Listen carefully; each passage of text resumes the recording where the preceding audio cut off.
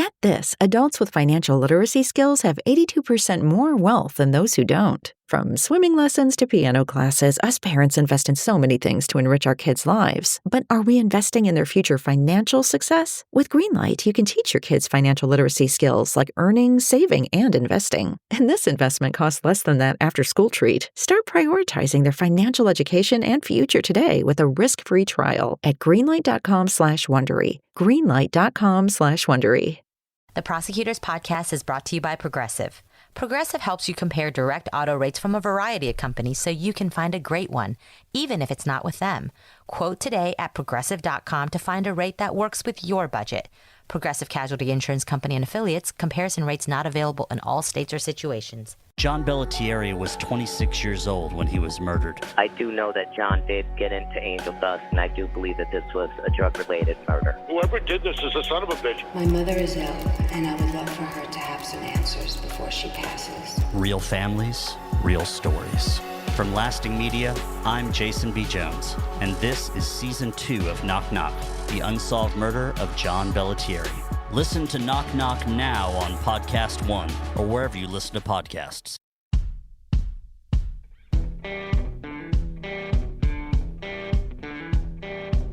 I'm Brett. And I'm Alice. And we are the Prosecutors.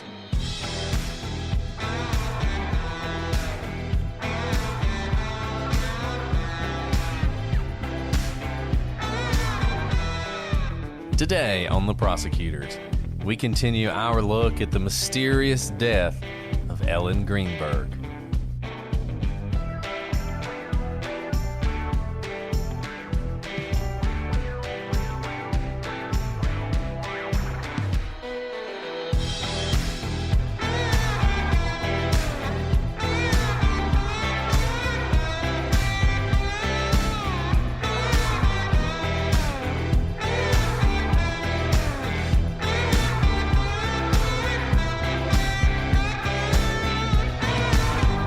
Everybody, and welcome to this episode of The Prosecutors. I'm Brett, and I'm joined, as always, by my divine co-host, Alice.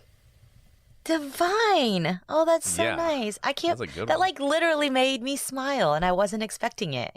You know, you hear a lot of Janie. Janie thinks you're divine, apparently. Janie, that was so kind. I would never have called you divine, but I know you better. Okay, I know. Thanks for knocking me down a bit. Okay. Brett's just, raining on my parade because he called me and I waited a while to call him back because I had to finish eating my delicious ice cream bar. And he's true. Like, I'm not as important as your ice cream bar. The answer is no. It's true. Yeah, well, I mean, I respect that. I don't know what you're talking about. I totally respect that. But I love ice cream bars. I love ice cream a lot. Any kind of ice cream. I'm a really big fan. If I said this before, we've been doing this so long, I feel like I'm repeating myself. Oh, shoot. What's it called? It's the Ben & Jerry's that has the... Don't you like the half-baked? Because which is so That's what it funny is. as a prosecutor. Your favorite is half-baked. Yeah. I just love... I mean, look, I could eat cookie dough. I don't need cookies. I don't know why people make cookies. Just make the cookie dough and eat the cookie dough. It's so much better. My favorite, hands down, because I am a Texan, is Bluebell ice cream. Well, Bluebell is fantastic. Bluebell is phenomenal. And when it reached other states, I got even more excited because I was no longer in Texas and people didn't understand why I was jumping up and down in the aisles that Bluebell was there. I mean, I'll just say, I don't even branch past vanilla with Bluebell because their homemade vanilla ice cream is so good. Mm-hmm. Like, why even waste your time with anything else? Oh, their Dutch chocolate. I don't know. Maybe I'm going to stop recording to go pick up some ice cream. This is very tempting. But Maybe tomorrow at work, we should go get ice cream. let's do it. Let's do it. I like the way you think. Well, actually, do you want to go try out the new boba tea place? I didn't Did know you there get my was a new text? boba tea place. I texted you guys, or maybe it didn't Did go you? through. Yeah, I Maybe it texted you. didn't. There's a new, it's literally called Tea Room, and it's a new boba place in town, and they have like pork buns and stuff. So maybe we'll go get some Wow. bubble tea and pork buns and be hip. I certainly didn't get this. I don't know. My Okay. phone's been acting weird on the text. I'm not getting text like I should. Maybe I only texted your wife. Yeah, maybe you did because you didn't text me. It's I think very that's what possible actually I happened. only think that's what actually texted happened. Mrs. Brett.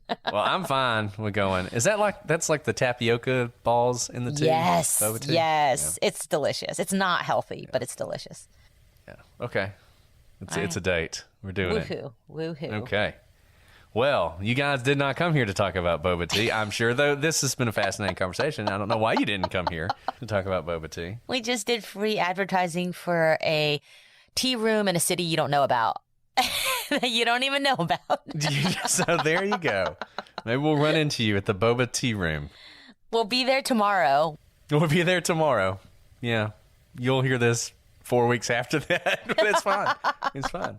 But see, this is the thing. We're on the third episode of this, so you guys have been sucked in. You have to listen to this episode. So we can just ramble as long as we want in the beginning. And you're getting angry. I can tell. You're like, get to the point.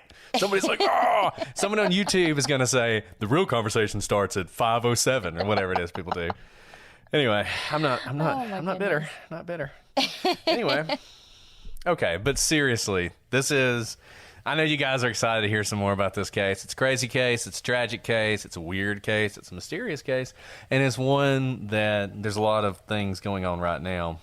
And we are just barely scratching the surface of some of the stuff we need to talk about in this case.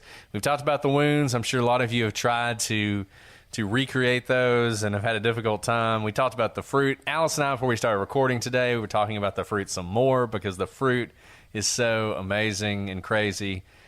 Hannah, who does our artwork, check her out on Instagram at Serious Moonlight. When she did the artwork, she picked the fruit because, as she always does, she manages to cut through to the most important thing in all the cases. It's amazing.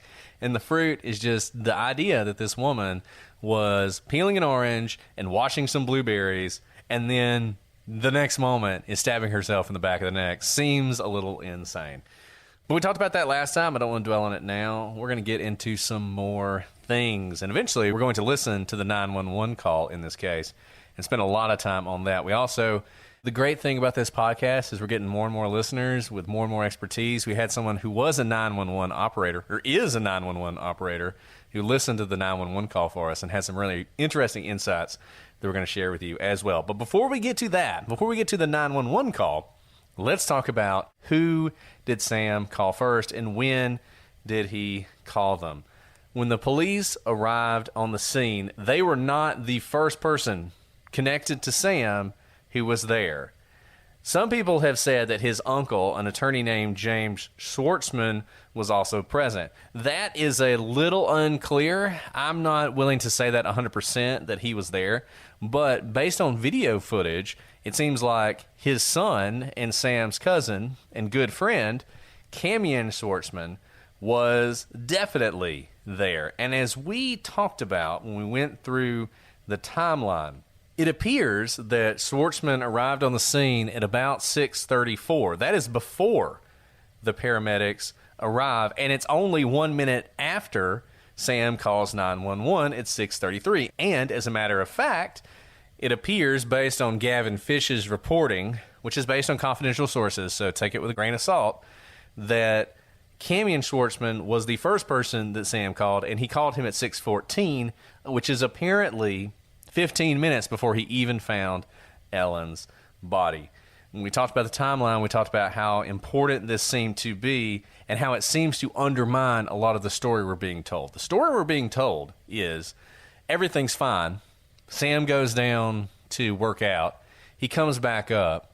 The door's locked. He's sending texts. He's getting angry, whatever. He breaks the door down after talking to the doorman, and there's Ellen. He calls 911. There is something missing from this story, and I think the fact of these calls tell you that. It appears that for some reason Sam thought it was important to call his cousin, and he thought it was so important he either asked his cousin to come over or his cousin on his own decided to come over, and then his cousin did something else.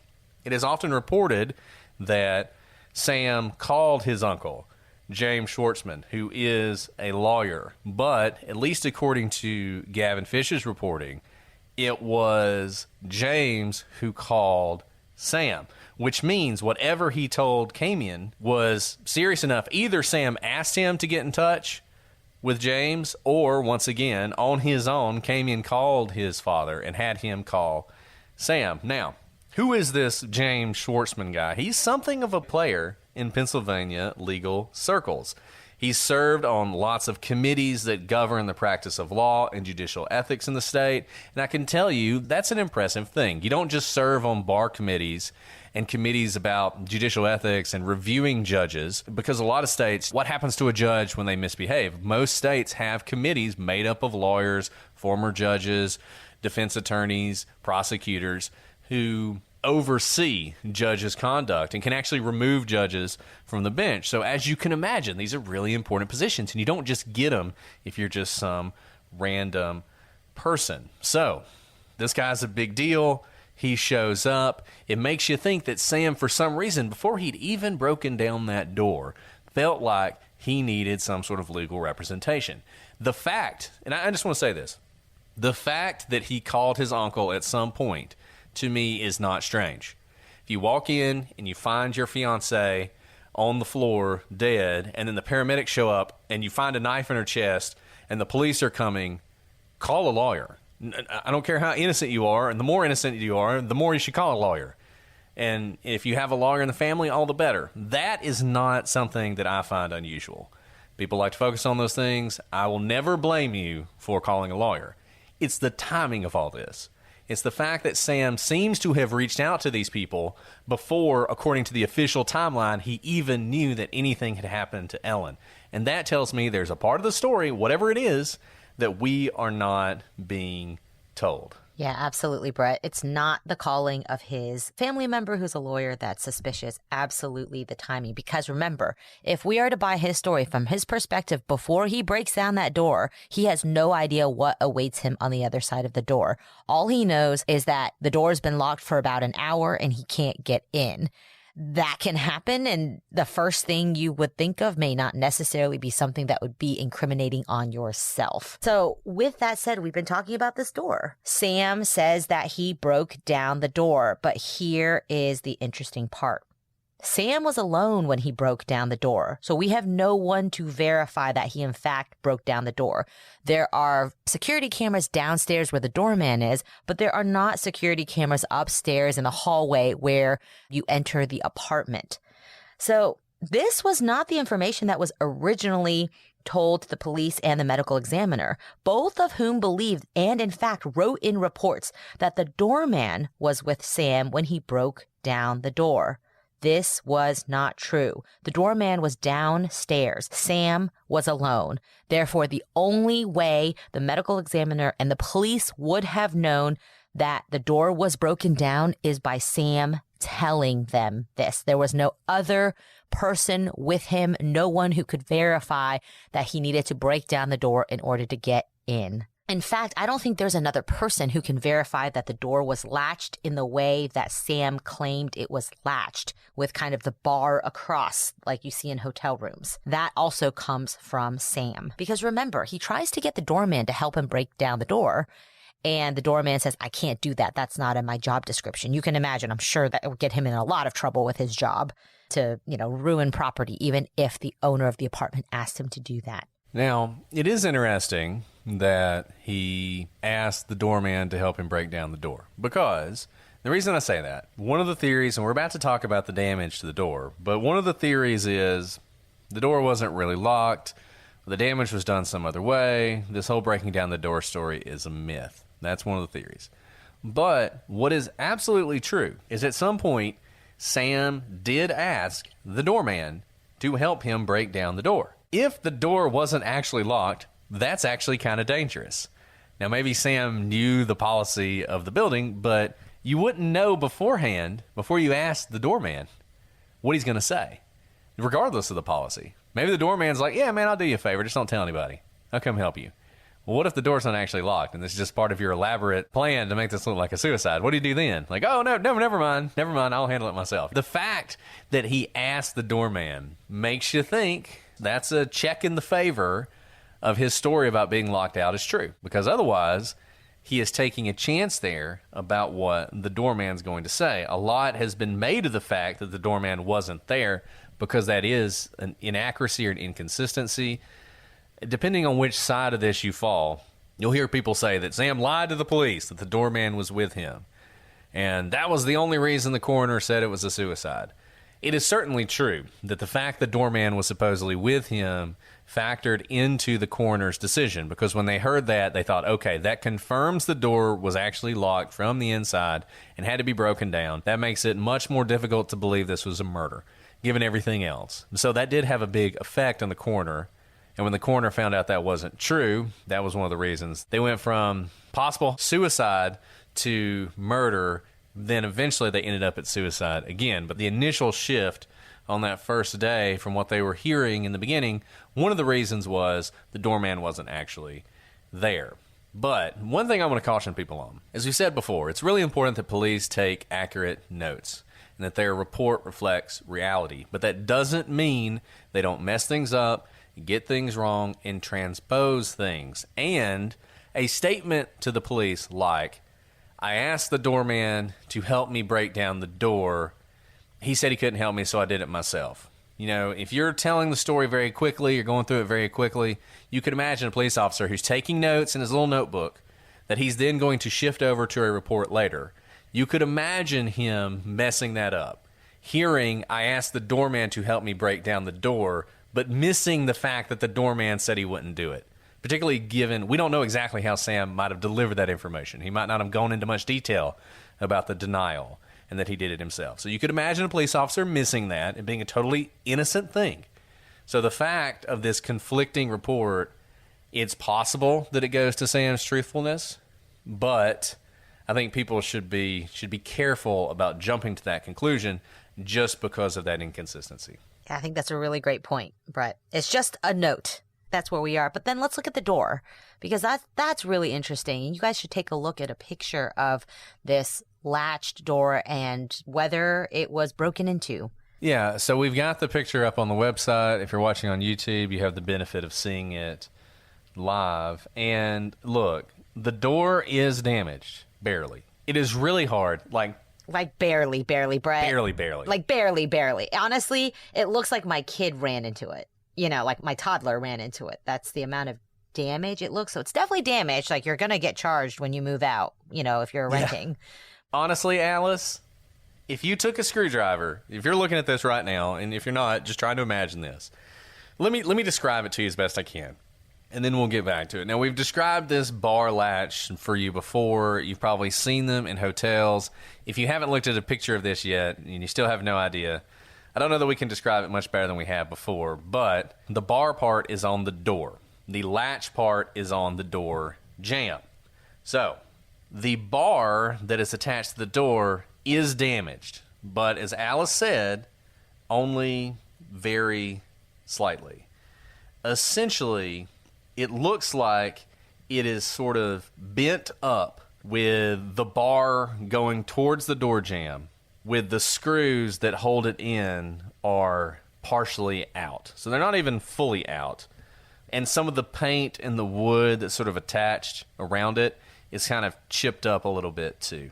Now, as Alice was saying, yeah, you'd probably have to pay for this when you moved out, but honestly, it looks like if you took a screwdriver and forced it back into its original position and screwed the screws in again, I'm not even sure you could tell. You might be able to see a little bit of cracking of paint on the door, but I'm not even sure you could tell that this had been done. This is very, very minor damage. It's not the kind of damage you think of when you think of breaking down a door. When you hear that, you know, you're thinking much more dramatic than what we are seeing here. We've mentioned Gavin Fish several times. He has a lot of videos on this. A lot of really good stuff. If you become fascinated with this case, we talked about with Casey Anthony, Crime Weekly was a great place to go if you became obsessed because they had so much information. If you're really interested in this, go to Gavin Fish's YouTube channel, watch some of his videos. One of the things he does is he installs a bar latch like this on a door in his house, and then he breaks down the door to see what would happen. Obviously not a purely scientific demonstration, but it gives you some idea. And when he does it, it's much more like what you would expect happens. The door jamb gets all broken, like there's some wood comes off. I mean, it's a much more sort of dramatic damage than what you see here. So there's a couple problems with this. I mean, the first is, even assuming it's impossible to lock this door this way from the outside, which, by the way, it's not. You can totally do that. you can totally lock one of these doors from the outside if you wanted to. You know, there's ways to do it. You can watch a YouTube video on it. It's just not that hard. This is not high-tech security here, you know? You know, it's not like if the deadbolt was locked, you either need a key or you did it from the inside. This is something you probably could do and just make it look like it had been locked by somebody from the inside. But just assume for a second that that's not true. The problem when you look at this is there's really no way to tell whether it's consistent with breaking in the door. It's equally consistent with taking a screwdriver and just sticking it in here and leveraging it out. I mean, the damage is so minor. And the other way you could do this, which actually I feel like would be more likely to create this level of damage, is to be on the inside, lock the door, and then just jerk the door towards you. You know, just using the force to jerk the door towards you until, you maybe even do it a couple times, until you pull the lock out like this. I could see that. The problem here is we're told that this person has decided to break down the door, and you can imagine that means they're going to put their shoulder into it. They're going to apply some force. I mean, they've decided they're getting in that room. And this level of damage just doesn't seem to be consistent with that at all. Yeah, I mean, what I think of when you put your entire shoulder into the door is that I would think the entire latch that is attached to the door, so like the part that is damaged in this picture, would fall off the wall completely because it's like torn out of the studs that it's screwed into. But instead, it's almost like it's a peeled back sticker. It almost seems like it'd be difficult to limit the amount of damage that we are seeing here if you are putting your entire shoulder into it. But I can imagine, like you said, pulling from the inside, jerking your hand towards yourself while you're still inside to kind of create this ripping almost of the wall paint and the screws from the side. But I'm imagining if it were still latched with the amount of damage, I'm not sure it would still necessarily open because it's really not even hanging off the wall. I think there may even still be enough to keep the door somewhat latched that you would then hit it again and then the whole thing would fall down onto the floor.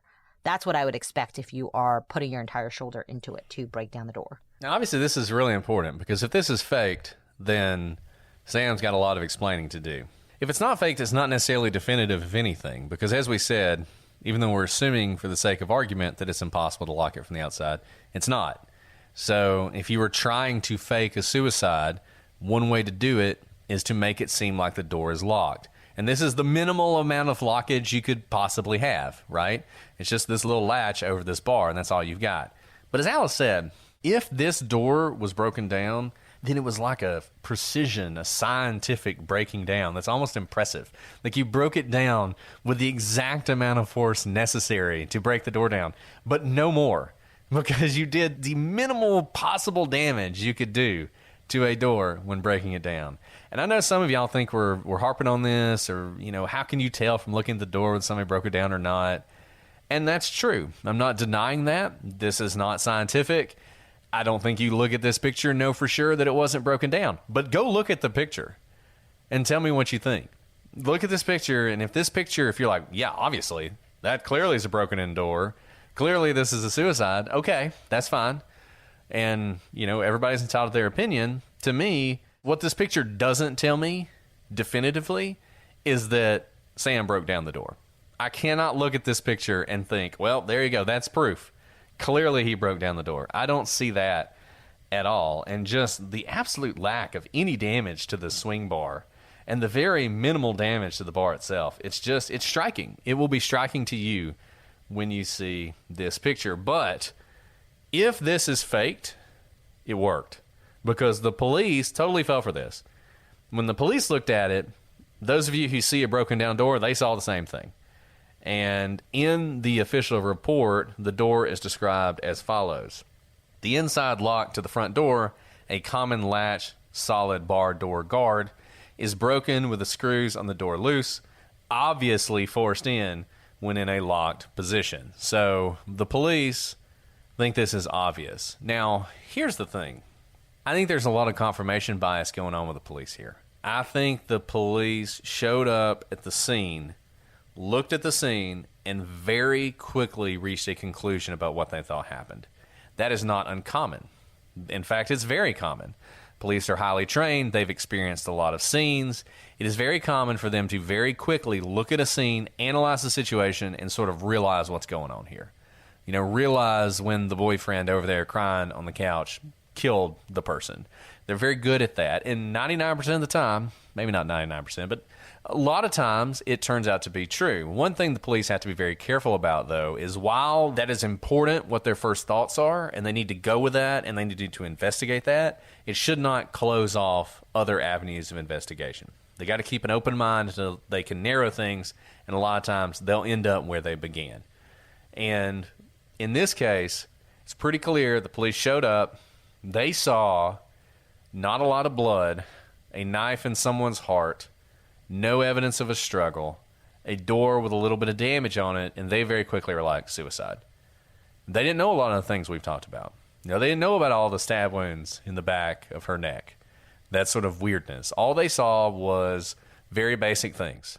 Yeah, and remember, Brett, we're not saying that the police were lazy or they necessarily, were in the pocket of anyone and they wanted to conclude this was a suicide, because everything that was set up for them to come into was pointing them towards a not Sam, basically, right? From Sam's 911 call, which we're about to get to, he starts laying the foundation that the door is locked, that he was just downstairs and he's been, trying to reach his girlfriend and he can't reach her. And again, the door is locked. I don't know what's going on. Right. And all of this is leading in his confusion about why she's on the floor. Did she fall? Did she, he is not raising any alarms on the phone like, oh my goodness, she's been stabbed. The very first thing is, it's like an accident. She must have fallen and, oh, she stabbed herself. Oh, she fell.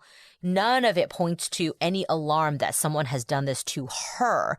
And they get a lot of these cues from the 911 calls in how people react, right? When you call in a missing child, if you are calling just that they're missing because you think they wandered off, there's a gate open, no one was paying attention, you think the child has wandered off, versus if you call and say there's a missing child, we have reason to believe that father who doesn't have custody over her has left with her and we saw his car come by. They're going to treat those situations differently coming in because they have to gather information as they're coming in to try and respond as quickly as possible. So know that they're already walking into kind of a preset situation set by the 911 call, set by the scene, set by things they're being told as they're walking into the scene before they can even interpret what they are seeing with their own eyes. So Alice mentioned the 911 call. Let's go ahead and listen to it. Once again, Gavin Fish has this. It's on his YouTube channel. It took a while to get the 911 call. If you listen to a lot of coverage of this case, they'll say the 911 call hasn't been released, but they'll comment on what other people have said about it. Well, now we have it. So you're going to get to hear it. We're going to play the whole thing, and then we're going to walk through some of the interesting stuff that's in the 911 call. So here we go. The 911 call that Sam made that night. Help, I need a murder now. I just walked to my apartment. My fiance's on the floor with blood everywhere. What is the address? 4601 Flat Rock Road. Please come. Help. 4601 now. Flat Rock Road. Is this a house or apartment? Oh no. Oh no. It's an apartment. What apartment number? Please hurry, please. Where is she bleeding from? I don't know. I can't tell. So you have to calm yourself down in order to get you some help. I'm sorry. I don't know. I'm looking at her right now. I can't see anything. There's nothing broken. She's bleeding. Ellie. You don't know where she's bleeding from? Can't tell where the blood's coming from? I think her head. I think she hit her head, But it's everywhere. Okay, it's everywhere. Think she might have fallen? Do you know what happened? She may have slipped. There's blood on the table. Her face is a little purple. Okay, hold on for rescue for her. Stay on the phone.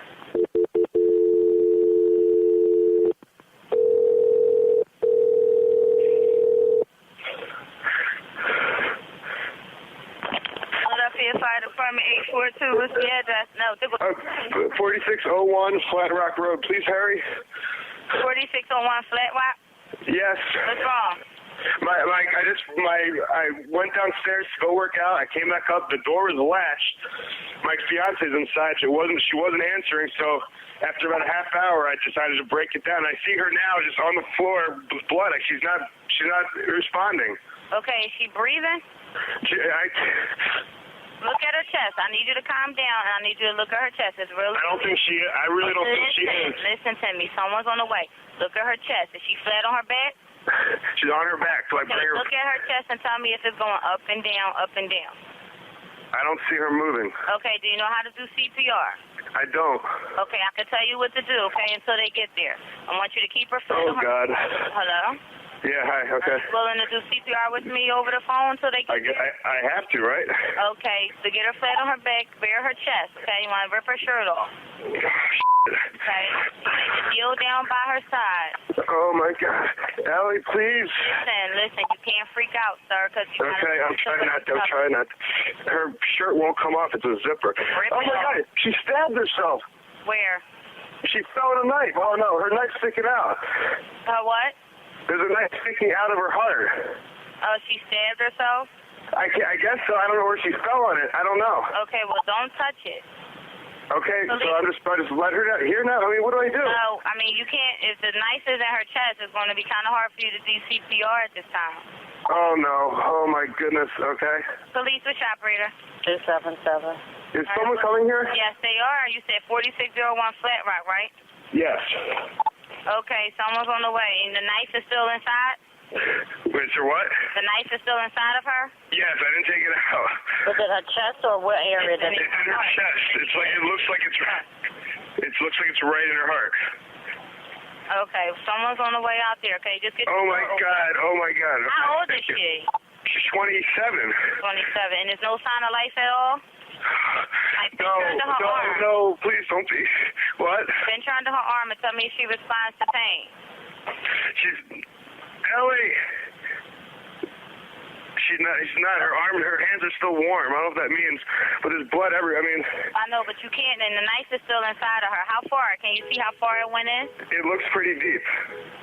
Okay. It looks it's a long knife. Don't touch anything. Yeah, don't touch anything, okay? I'm not touching anything. I can't believe this, though. So wait, it was just you there with her? We're the only ones here. And she ran in the door, you said latched it shut? No, I went downstairs to work out, and when I came back up, the door was latched. Like it was, it wasn't like it was, it was like locked from the inside, and I'm yelling, so I'm was yelling. Your house broken into? No. So there's no sign of a break-in? No sign of a break-in at all. I mean, there will be when you get here, because I had to break the latch, but to get in. Okay, 4601 Flat Rock, and this is a house, right? It's an apartment. Flat Rock apartment. Okay, that'll help. Oh my God. All right, thank you. Bye. The Prosecutors Podcast is brought to you by Progressive Insurance. Let's face it, sometimes multitasking can be overwhelming. Like when your favorite podcast is playing and the person next to you is talking and your car fan is blasting, all while you're trying to find the perfect parking spot. But then again, sometimes multitasking is easy, like quoting with Progressive Insurance. They do the hard work of comparing rates so you can find a great rate that works for you, even if it's not with them.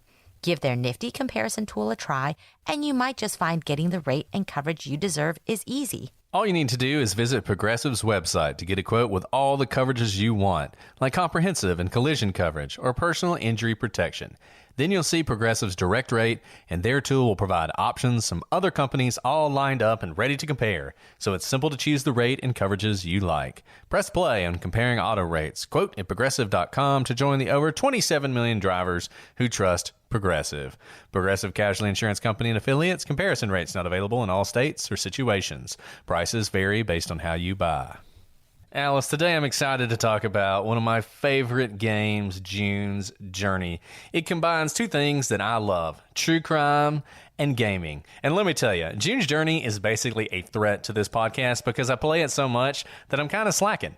It's a good thing we've got someone who's doing our editing because between June's Journey and my job, I don't have as much time for the podcast as I used to have.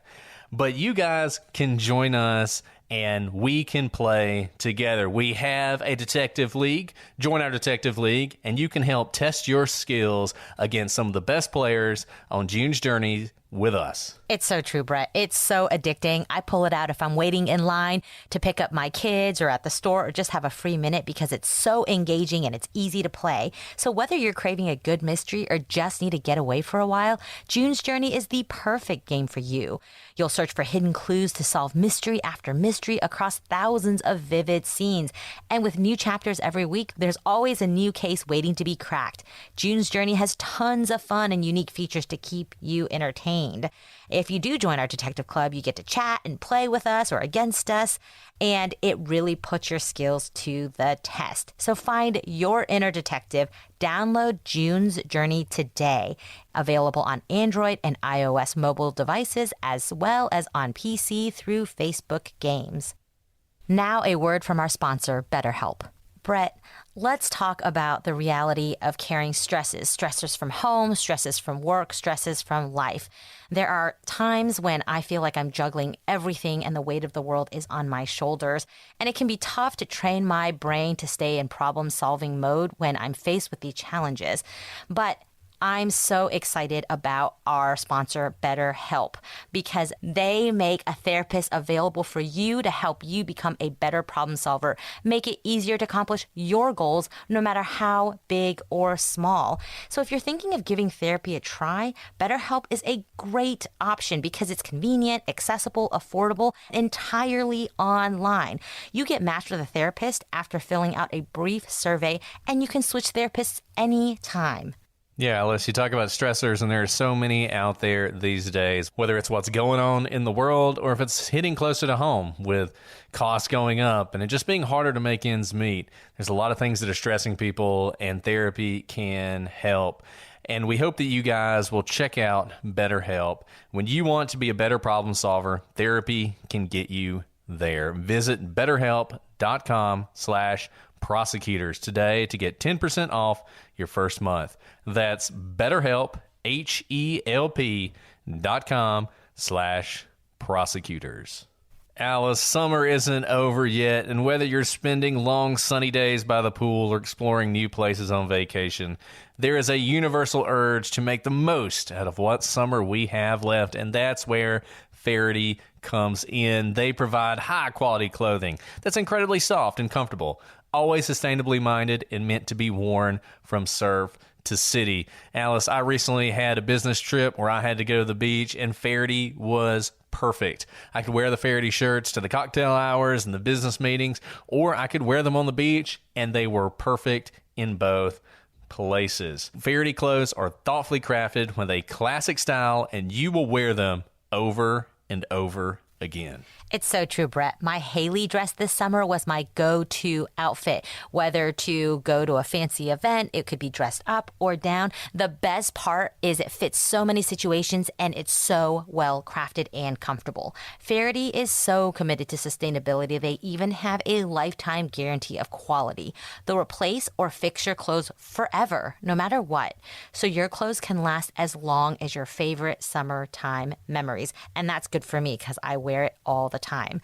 Right now, Faherty is giving all of our listeners 20% off. Let me say that again, 20% off. Head to fahertybrand.com/TP and use code TP at checkout to get this deal. That's code TP at Faherty, FAHERTY brand.com/TP for 20% off.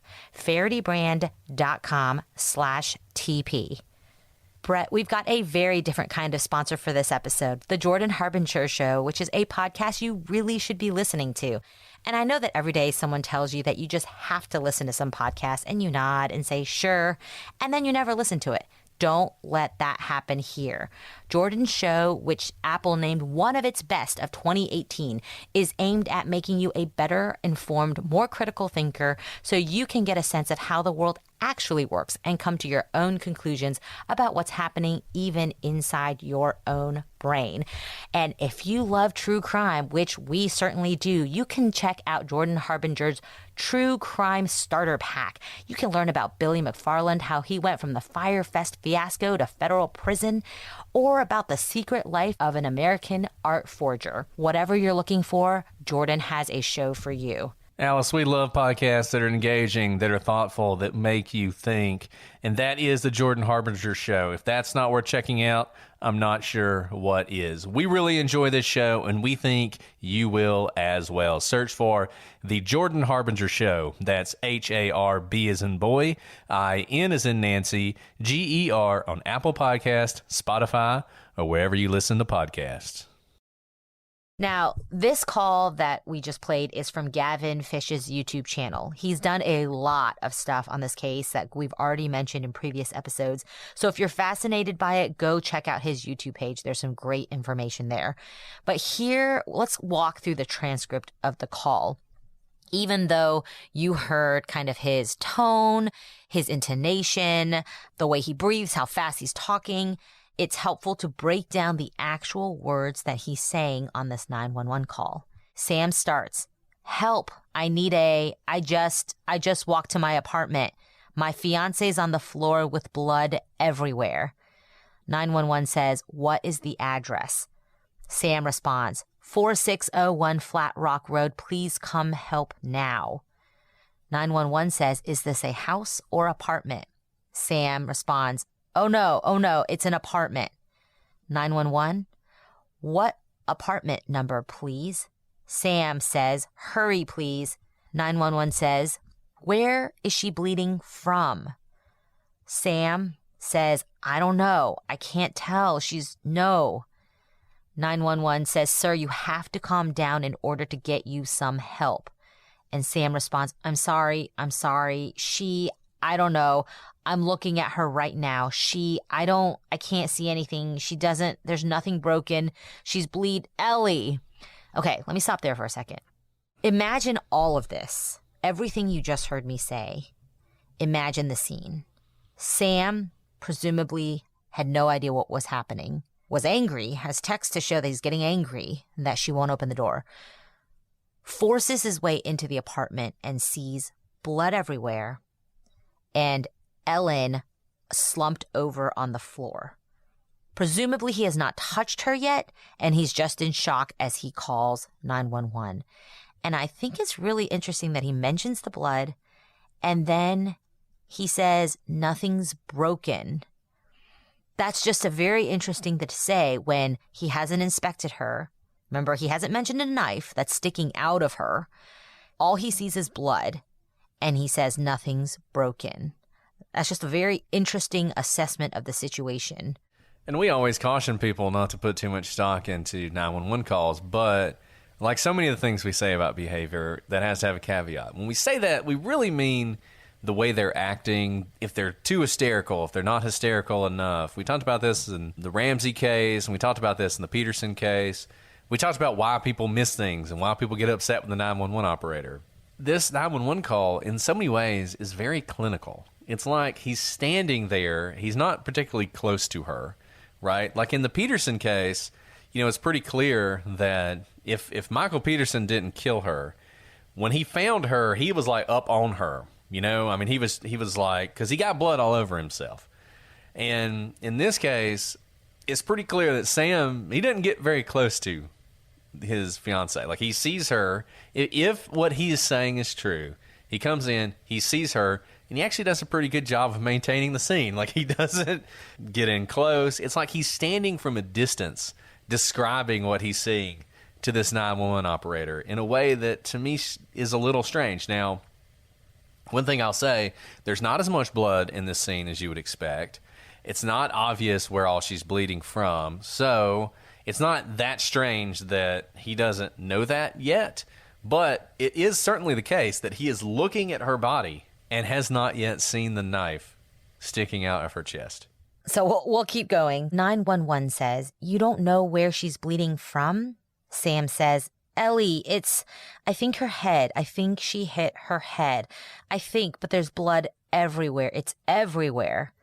911 says, "Do you think she might have fallen? Do you know what happened?" Sam responds, She may have slipped. There's blood on the table. Her face is a little purple." 911 says, "Okay, hold on for rescue for her. Stay on the phone." And then this is where you hear the dial tone come in. And then Philadelphia Fire Department 842, what's the address? Sam says again, 4601 Flat Rock Road. Please hurry, 4601 Flat Rock. 911, yes, what's wrong? Sam responds, I went downstairs, go work out. I came back up. The door was latched. My fiance's inside. She wasn't answering. So after about a half hour, I decided to break it down. I see her now just on the floor with blood, like she's not responding. Let me stop there for a second. In response to the question, what's wrong? He actually goes all the way back to his workout, which is just interesting because this sets the whole scene. You can imagine if the answer to what's wrong is, I walked in and my fiance is bloody, unresponsive on the floor, can sound really bad for you. And if you were kind of looking at it in a cold situation, you might want to say, wait, let me back up. That sounds really bad. Let me tell you the whole situation. I wasn't even around. I had actually gone to work out and I couldn't get back in for half an hour before I decided to break down the door. I can't imagine someone who was like traumatized saying that, but it's just an interesting response to the question, what's wrong? It's not what's wrong in front of you right now to Ellen, your fiance.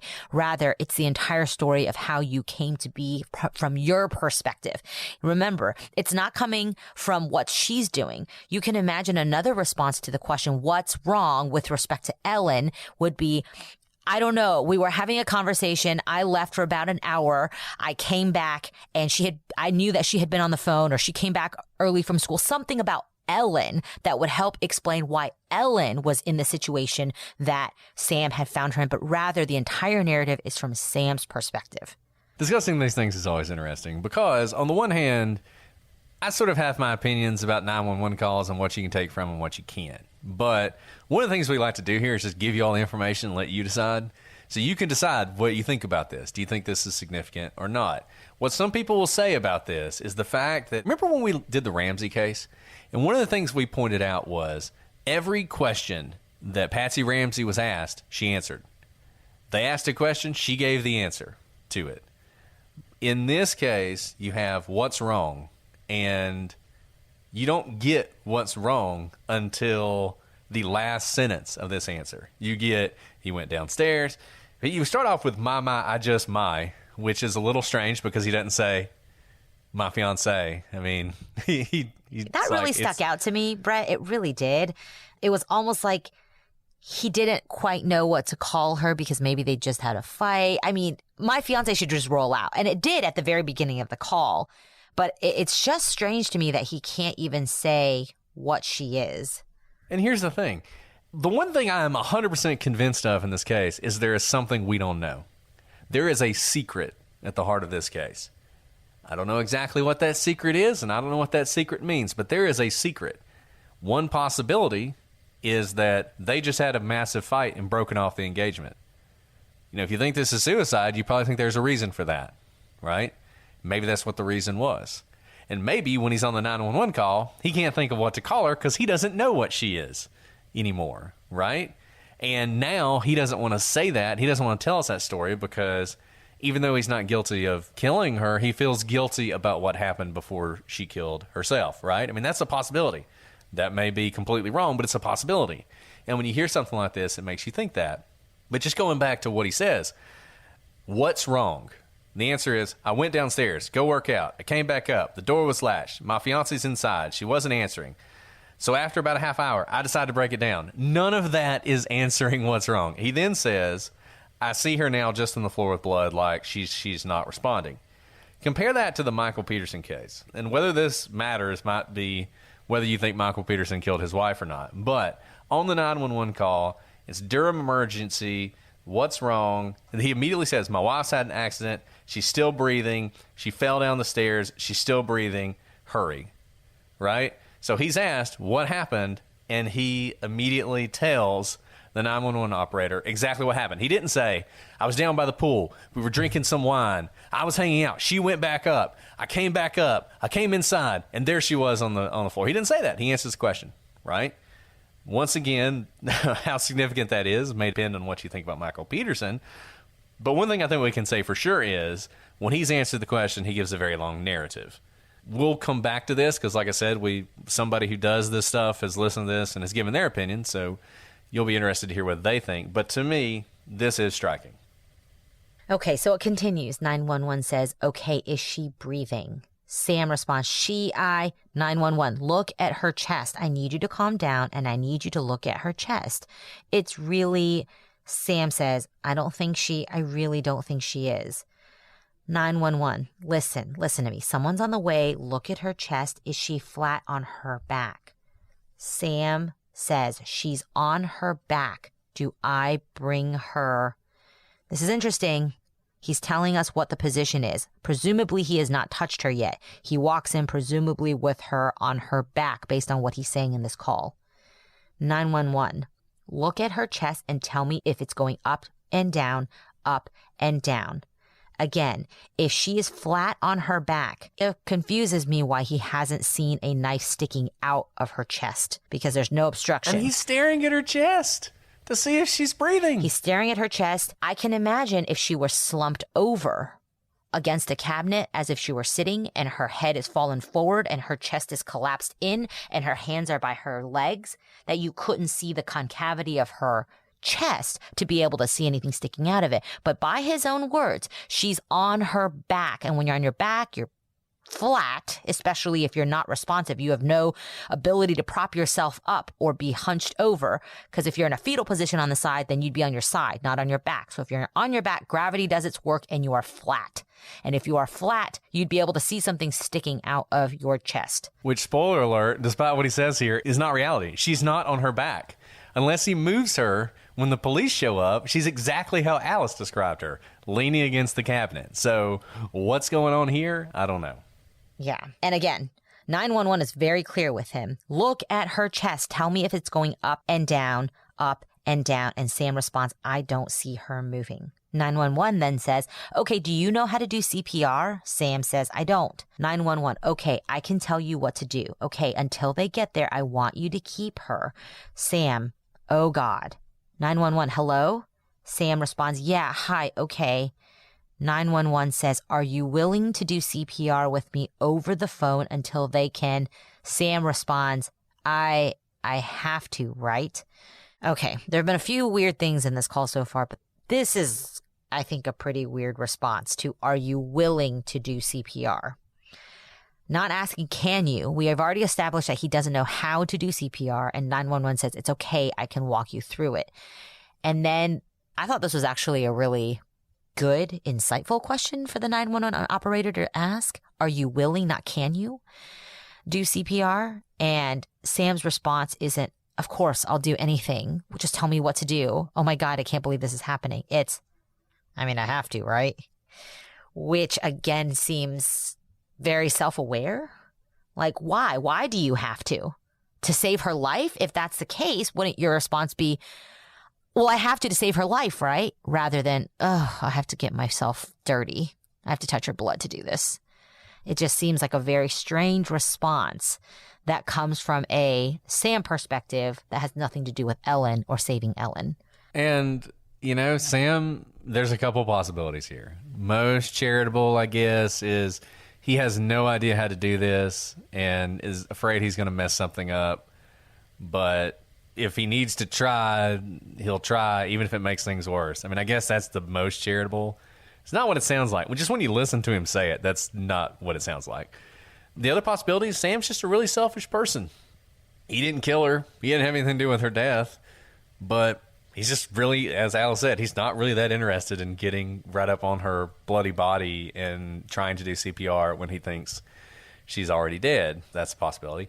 Least charitable is probably he murdered her, and he's afraid if he does CPR, it might work, right? That would be a concern. If you killed somebody and then they're like, can you do CPR? And you're like, I'd rather not. What if it works out, right? That would be a problem for you. So that's probably your least charitable explanation. But, hey, it's a strange thing.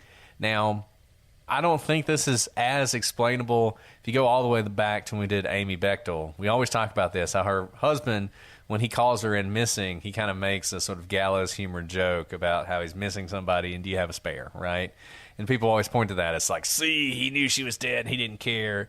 To me, that is, I'm dealing with a highly stressful situation and trying to do the best I can.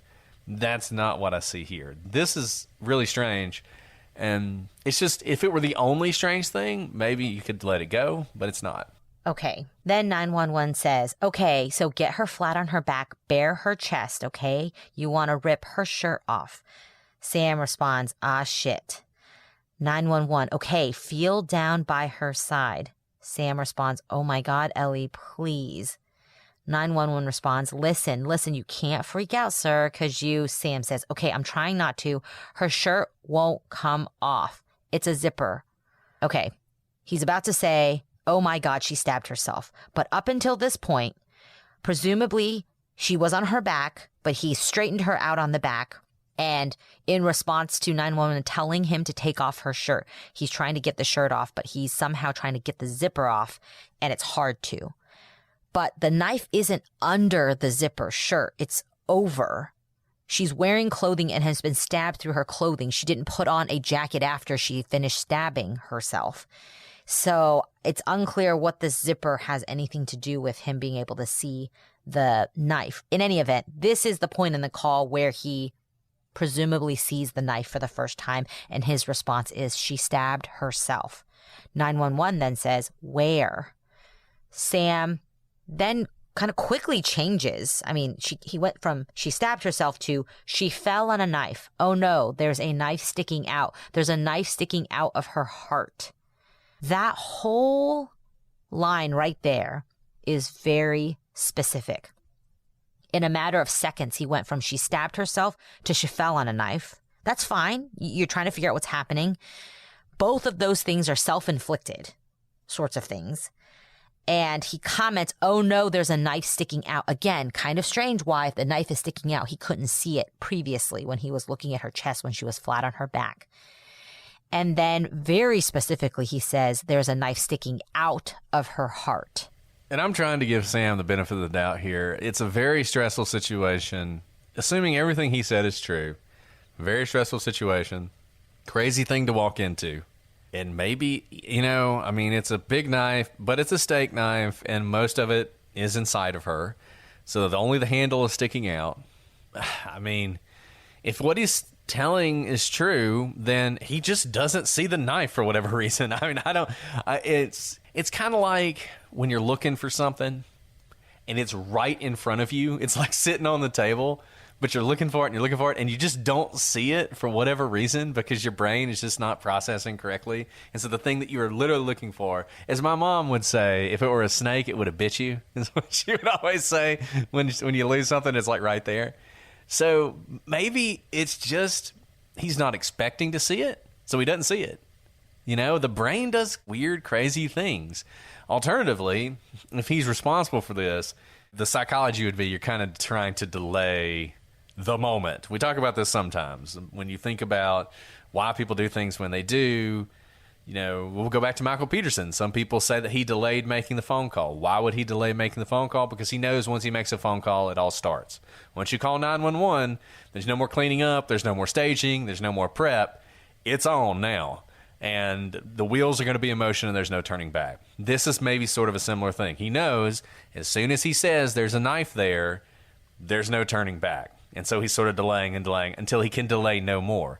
The zipper thing is weird because you have to imagine he's like trying to get the zipper down and the knife is right there and he doesn't see it because it's not, as Alice said, that he unzips the jacket, opens it up, and there's a knife. That's not what happened.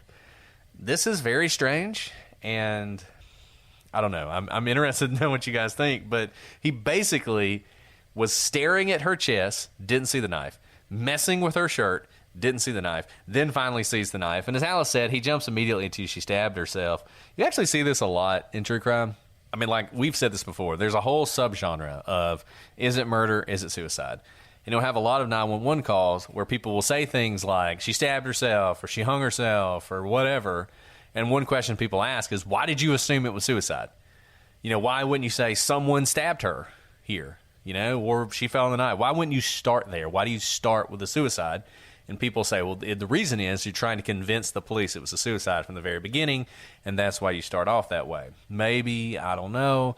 Maybe it's just a natural reaction. I don't know what I would think. Once again, a lot of this is colored by things we don't know. If they had some huge, massive fight before he went down to the gym, he comes back up, he finds her dead, there's a knife stuck in her chest, he might immediately go to suicide because she might have been super upset when he left her.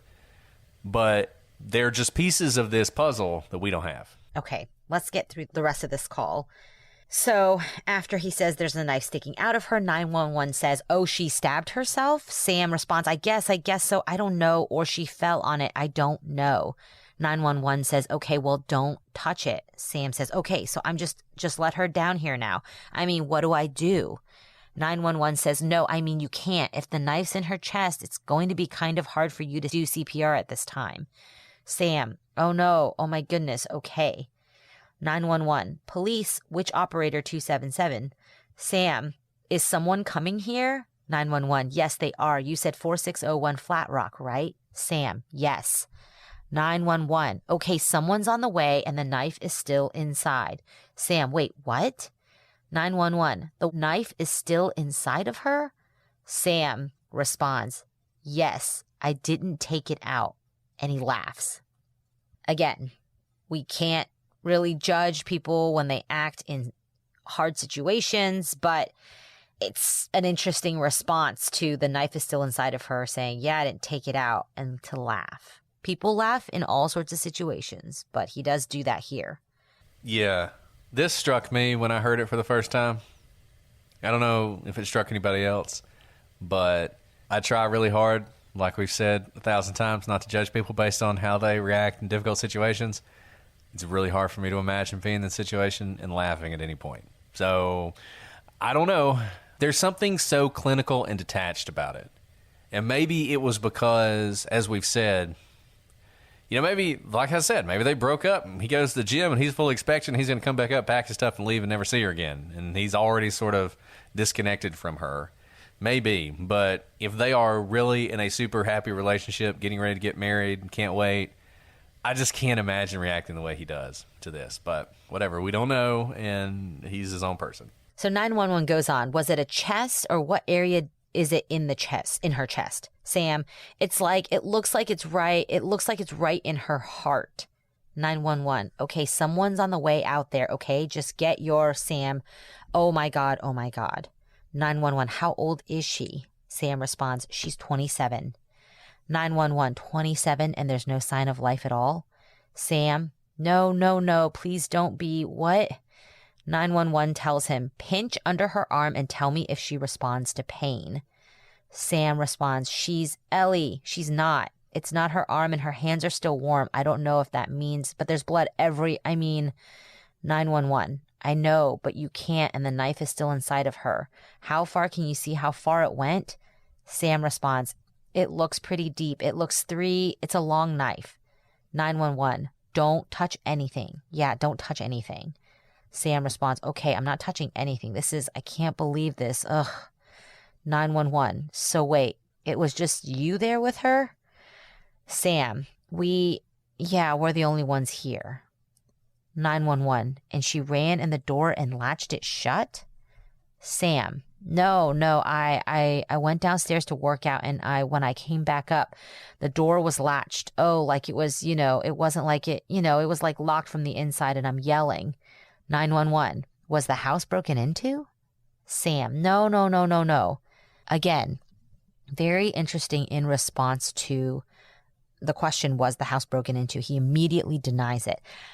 Presumably, the first thing he notices when he comes in is Ellen slumped on the floor, bleeding, unresponsive. I would be surprised that he'd notice anything around him at all. So for him to so definitively say that the house wasn't broken into, I think is just an interesting choice. 911 then said, there's no sign of a break-in. Sam, no sign of a break-in at all. I mean, there will be when you get here because I had to break the latch, but to get in. Again, very interesting, all from his perspective. He's already thinking, like, I would think you'd be in shock here, but he's already saying, well, you might look and see like there's been a break-in, but that's because of a completely reasonable scenario of me having to get in. 911, okay, 4601 Flat Rock, and this is a house, right? Sam, it's an apartment. 911, okay. Sam, oh my God, all right, thank you, okay, bye.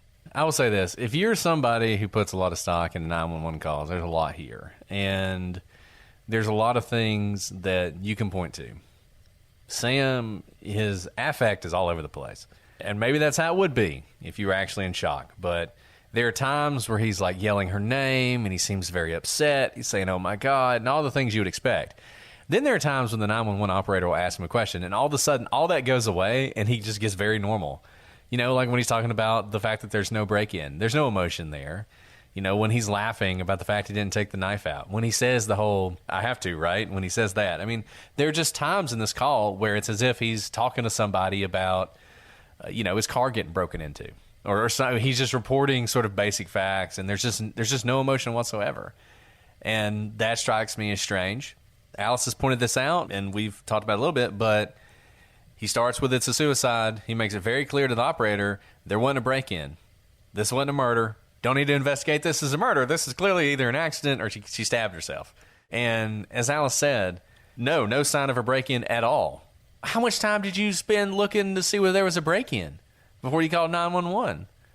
Later on, the police are going to figure out that there are no footprints on the balcony. Nobody, climbed up the 6 stories or whatever. But did you go in the bedroom to see whether it was ransacked? Did you see whether anything was stolen? Like, on what basis are you saying there's no sign of a break-in?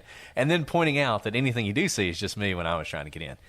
There's a lot here that is really unusual. And I think probably should have at least raised some questions. I will say this. I think most police officers, if they heard this 911 call, would be immediately suspicious of the fiancé. They might quickly disabuse themselves of those suspicions, but I think when they heard this, they would say, yeah, let's take a little bit more of a look into this person. But one thing I do want to do, as I've been saying, we had someone who knows what they're doing, unlike us. Take a look at this call and let us know what they want to think. Alex, who is a 911 dispatcher, who has written into us, and we said, hey, take a listen to this and tell us what you think. So I'm going to read you her email, which part of it will take issue with some of the things we've said, but I think also makes some interesting points. So judging by what people usually find unusual about 911 calls, I bet people will find it suspicious that he gave all the backstory about going downstairs to work out, coming back upstairs, finding the door latched, etc., but that's not unusual. I'll ask for an address and people tell me what they had for breakfast, the color of their cat, etc. before they get to the info I need. Could it be his way of creating an alibi on recording? Maybe, but that alone isn't unusual to me, but I know people tend to jump to conclusions when that happens. But this is suspicious. How was he able to tell the operator if her chest was rising and falling and not see the knife? He said she was flat on her back, sounded like he was watching her chest to see if she was breathing. He says something about a zipper and only then sees a knife sticking out of her heart. I probably would have asked him how he didn't notice it until that moment, because that was my first question. How did you miss that? His affectation is a bit odd, too. I've never had someone in that kind of situation react in such a detached way. I know I say behavior and reactions on a 911 call is fairly useless to try to interpret because people respond to emergencies differently, but I do find his response a little unusual. Usually people are more hysterical, but again, his lack of response itself isn't damning, in my opinion. But him claiming she was flat on her back, yet he somehow didn't notice a large knife sticking out of her heart, combined with his flat reaction to suddenly discovering the knife, would have definitely raised an alarm in me had I taken that call. And then she notes that she is unfamiliar with this case, and so this is an unbiased opinion. So I think that's really interesting. I think it tracks some of the things we've said. She doesn't find the fact that he takes so long to get to the point unusual. It's probably not unusual. And I agree with her. I think if you take any one thing in isolation, that's probably a mistake. You really should take the call as a whole. And so I would say the fact he does that, combined with the fact he doesn't see the knife, combined with the fact his affectation is so flat, is a little unusual. You can't convict somebody on a 911 call, but I'll tell you what you could do. You could investigate the case more. And that's really the heart of this. We're talking about this like we're trying to figure out whether or not this was a suicide or a murder. But in reality, the real question is, should the police have investigated more than they did? And as we continue to talk about this case, we're going to see how little they investigated. And just what an absolute travesty it is how little the police did in this case. But that's going to be for next week. This is all we got for this week. Let us know what you think. What do you think about that 911 call? Are we overreacting? Do you think it's actually pretty innocuous?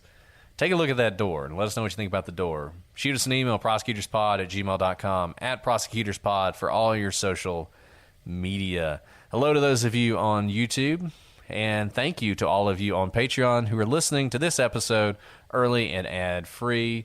You guys, we love you, and thank you for supporting us. And hello to the gallery. I'm sure there's been a lot of discussion on Facebook, on the gallery, and I hope you will join that discussion. Alice, is there anything you want to add before we sign off for today? Whew, that was a lot. And you're right. When we started recording at the beginning, I thought we'd get through everything. But of course, this 911 call was just so meaty, I didn't think we needed to rush through it. So I'm glad we're taking the time to go through it. And I think there are lots of interpretations here. So I hope you guys will let us know what you think. And I do think we'll finish next week, but we'll see. And then we'll have the whole story, this story that, like I said, is developing and it has finally become an active investigation. But that's all we have for today. We will be back next week, I think, to wrap up this story. But until then, I'm Brett. And I'm Alice. And we are the prosecutors.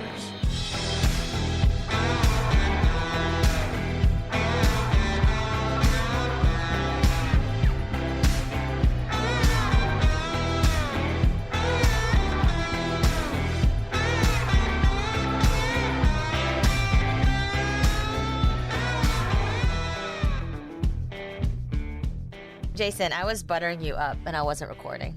I said I really like the sound. I was listening to Casey Anthony 7 today, and you make us sound so good.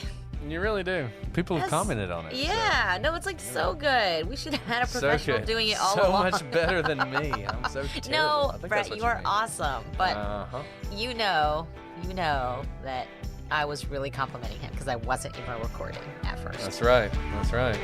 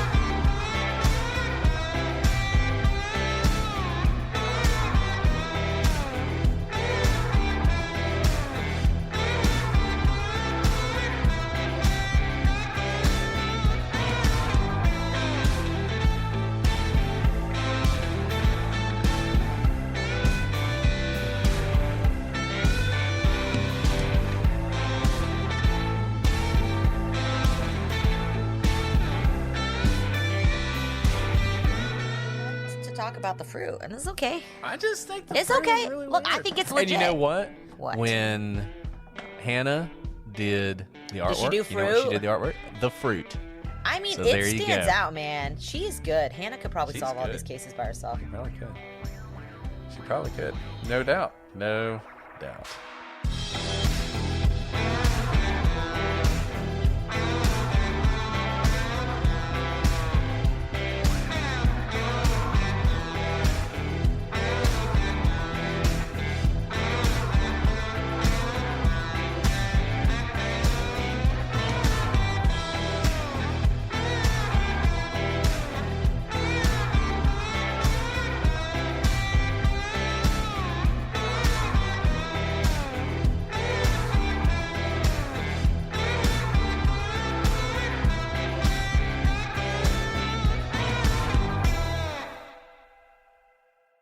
Saddle up and get ready for Westerns Weeks on Pluto TV, all for free. We're coming in blazing with favorites like True Grit and Once Upon a Time in Mexico.